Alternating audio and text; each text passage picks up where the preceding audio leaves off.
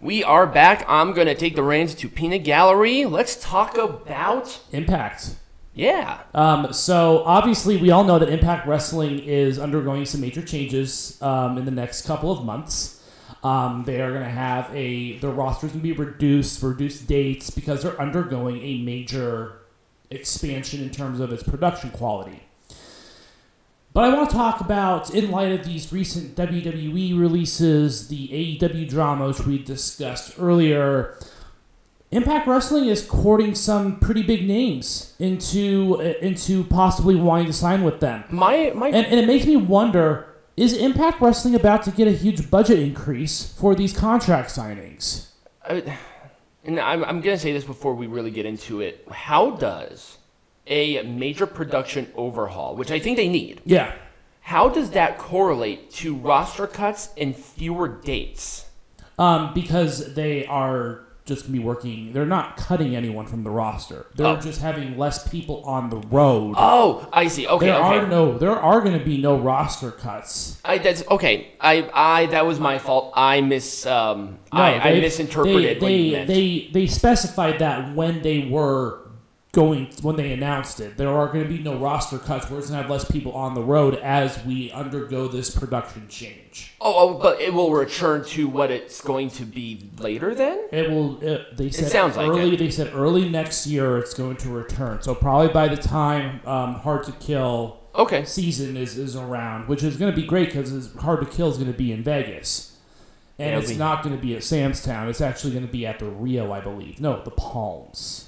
If I'm not mistaken. There's that theater there in the Palms. We will obviously plan accordingly. Yes. So, anyways, but I want to talk about specifically two people that came up. The first one being CM Punk. Now, we did talk about CM Punk a little bit being courted to come to Impact Wrestling.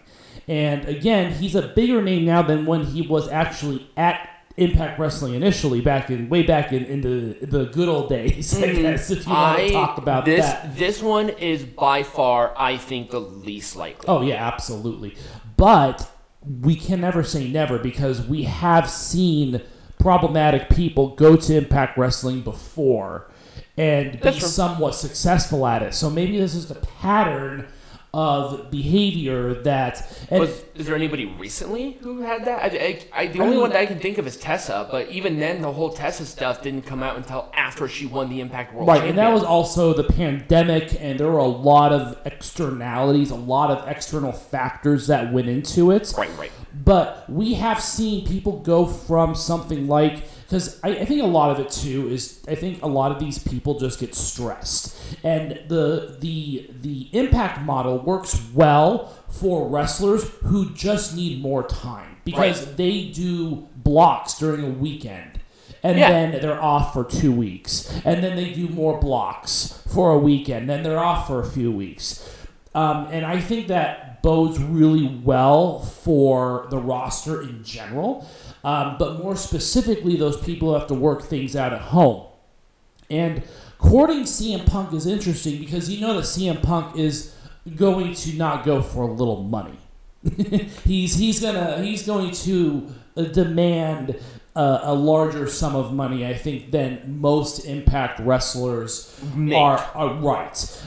There are probably some few exceptions to that, but I think the majority of the Impact Wrestling roster is making less than what the typical AEW or WWE contract is worth. Now, there obviously can be opportunities for other ways to subsidize that income for CM Punk, like maybe he gets part of the gate, or the meet and greets are a little bit more for him, and that can subsidize that direct.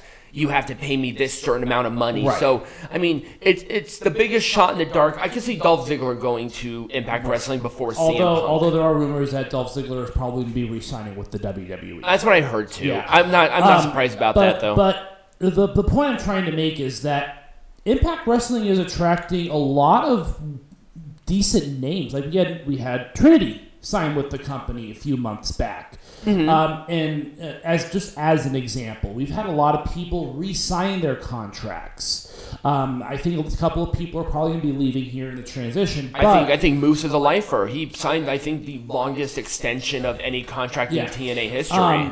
But the point I'm trying to make is that I believe that Impact is going to be getting a bump in its pay, thus invigorating the roster. And I think a lot of it just has to do with the floundering numbers that are being seen by AEW and Impact Wrestling possibly seeing an opportunity to capture some of that market share. Right. And I think that CM Punk would be a great way, obviously, CM Punk would be a great way to capture that market share. A lot of people to watch Impact. But I would say with Impact Wrestling, a lot of this like budget upgrade, it's great. They need it. But they got to get off of Access. Yeah. They have to go to something maybe a little more mainstream.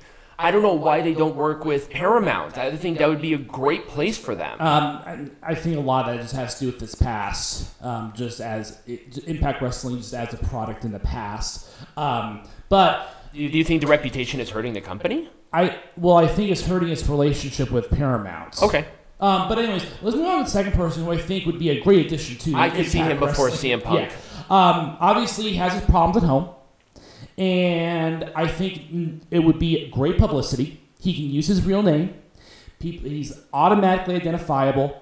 And they had him working with... they had him potentially working with the Rascals way back when... Or I guess it was VSK back at NXT. So I think there is a case for a continuation of something similar to this going forward. But again, WWE Superstar probably going to demand a little bit more money, but I think that if Impact Wrestling gets a boost in its budget for contracts, then there's a possibility of seeing Matt Riddle within Impact Wrestling. And here's the thing, how you said something that I didn't even think about, and it actually makes me more interested to see what they do.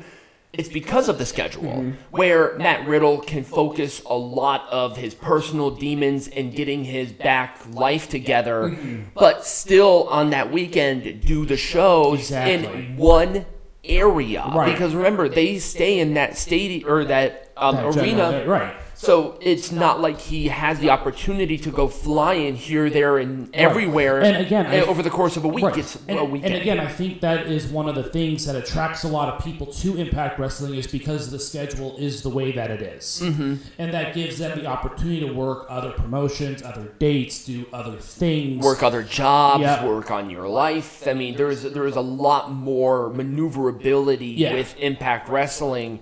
That I think a lot of these bigger companies just don't do, and I think it's wrong. I like this system, and I think this would be a great place for them.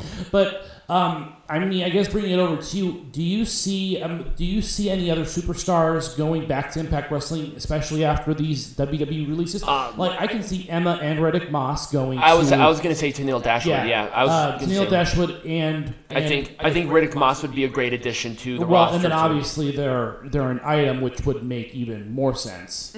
I can see Matt Riddle.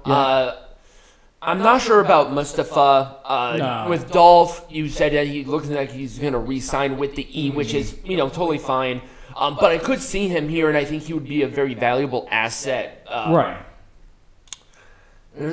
I'm trying to think of other names that were released. I mean, we haven't really heard a lot from Aaliyah, and I think she would be okay here. Yeah. She's still very young. She can train. There's not really anybody else that I can think of off the top of my head. If they actually manage to get CM Punk, that would be a big get for Impact Wrestling. But again, I think that Impact Wrestling is... I think that Anthem is really high on Impact Wrestling right now, especially given the fact that they're investing so much into...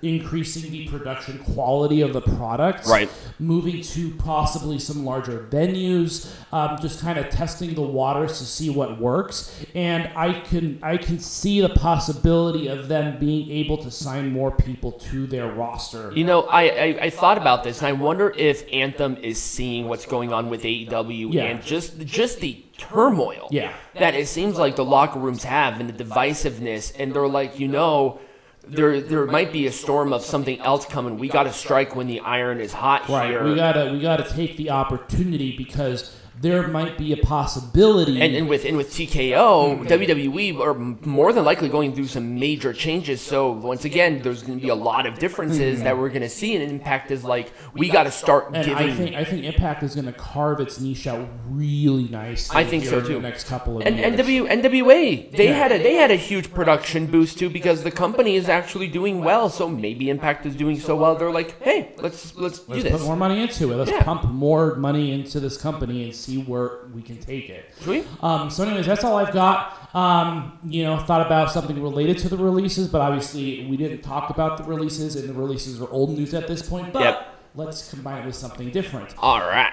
Anyways, when we come back, we're covering No Mercy. Yes.